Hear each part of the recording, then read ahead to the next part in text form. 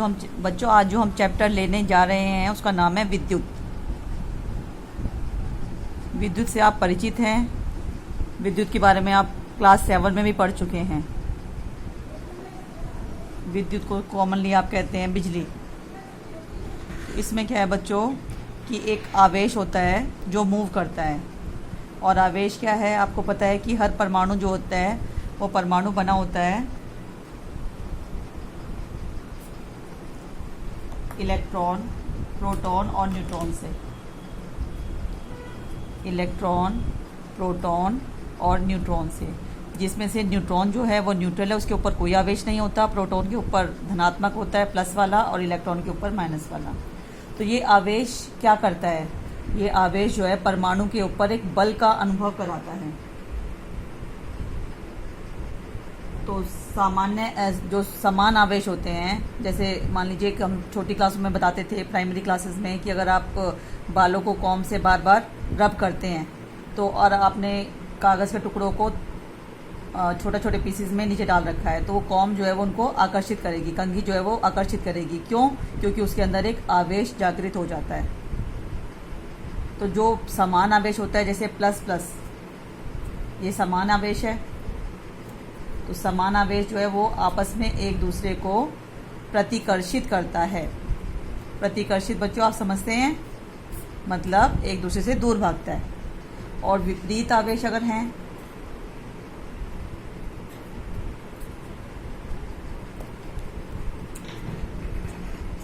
वो एक दूसरे को आकर्षित करते हैं। तो हमारी जो विद्युत में आवेश ट्रेवल करता है वो धनात्मक टर्मिनल से ऋणात्मक टर्मिनल की तरफ जाता है। अब इसके बाद विद्युत धारा।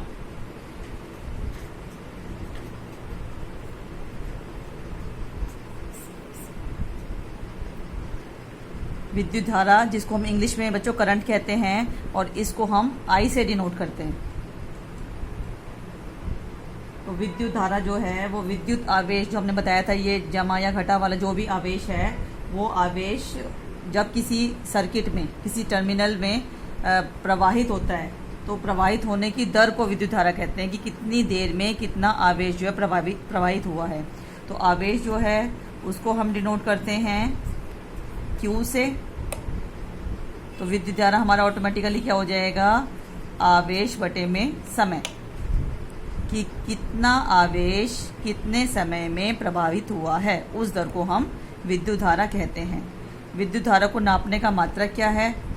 मात्रक आप सब लोग समझते हैं, जैसे कि हम द्रव्यमान को किलोग्राम में नापते हैं, समय को सेकंड में नापते हैं, उसी तरह से जो विद्युत धारा है उसको नापने का जो मात्रक है वो है एम्पियर।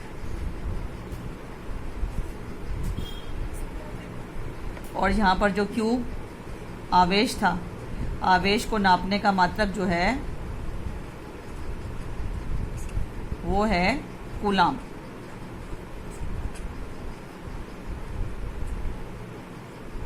तो इस तरह से विद्युत धारा को हम किस तरह से, मतलब एक अगर इसका मात्रक एम्पियर है, 1 एम्पियर को हम कैसे परिभाषित कर सकते हैं कि 1 सेकंड में कितना कूलाम आवेश जो है किसी सर्किट से प्रवाहित हुआ, वो उसकी विद्युत धारा कहलाएगी। तो विद्युत धारा की रचना जो है किससे होगी, आवेश की दर से।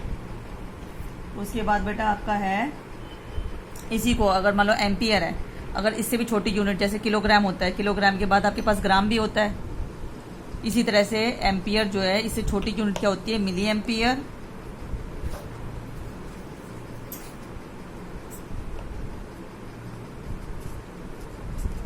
जो बराबर होती है 10 की घात घटा 3 एम्पियर के। घटा 3 का मतलब आप जानते हैं, 1 बटे में 1000 एम्पियर। और 1 माइक्रो एम्पियर जो है यूनिट,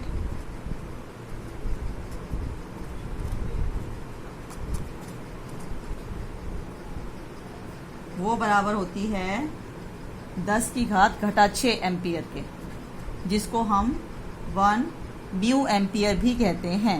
इस सिंबल को हम म्यू पढ़ते हैं। अब विद्युत धारा तो प्रवाहित हो रही है, जैसे कि आपको बेटा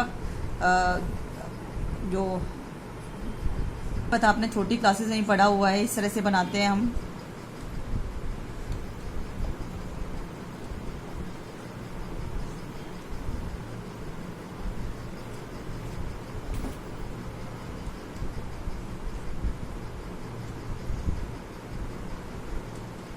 तो किसी भी परिपथ में जो विद्युत धारा प्रवाहित होती है, ये जो बड़ा है ये सेल का पॉजिटिव टर्मिनल है यानी धनात्मक टर्मिनल, और छोटा वाला जो है वो ऋणात्मक टर्मिनल है।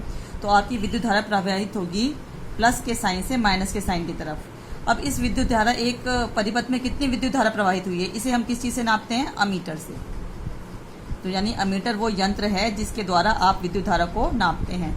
जैसे कि आप सिंपल लैंग्वेज में कहते हैं कि आप शरीर का तापमान कितना है, उसको नापने के लिए आप थर्मामीटर यंत्र का प्रयोग करते हैं, उसी तरह से विद्युत धारा को नापने के लिए हम अमीटर यंत्र का प्रयोग करते हैं। तो अमीटर जो है उसमें जो आपके डिजिट्स हैं वो एम्पियर में भी हो सकते हैं, मिली एम्पियर में भी हो सकते हैं। बारी है विद्युत विभव की।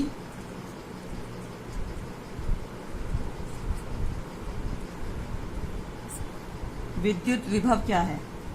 मान लीजिए कहीं अनंत से आप विद्युत धारा ला रहे हैं, किसी पॉइंट P तक विद्युत धारा को ला रहे हैं। तो इस पॉइंट तक लाने में आपको कार्य करना पड़ा, इस पॉइंट तक लाने में कार्य करना पड़ा। तो जितना कार्य करना पड़ा वो उस पॉइंट का विद्युत विभव कहलाता है। तो सिंपली हम इसकी परिधि धनावेश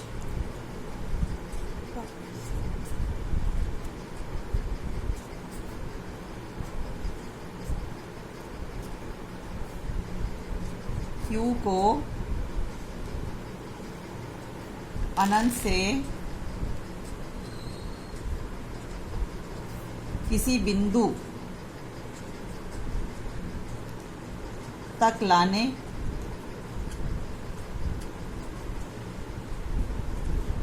में किया गया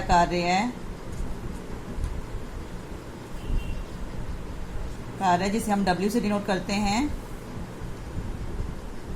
उस बिंदु का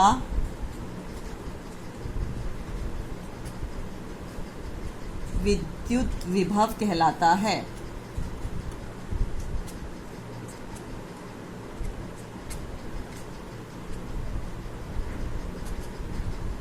तो आज बच्चों हमने सीखा है आवेश,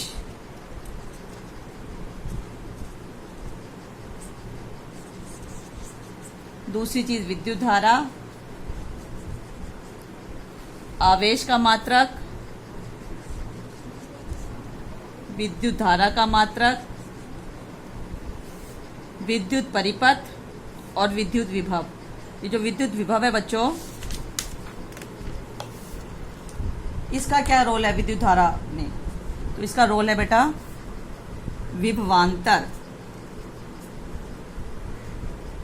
विभवांतर का मतलब है कि जो आपके धनात्मक और ऋणात्मक टर्मिनल होते हैं, उन दोनों टर्मिनलों के बीच के विद्युत विभव में जो अंतर है उसको हम विभवांतर कहते हैं, और इसको हम डिनोट करते हैं V से। और इसका मात्रक क्या है बच्चों?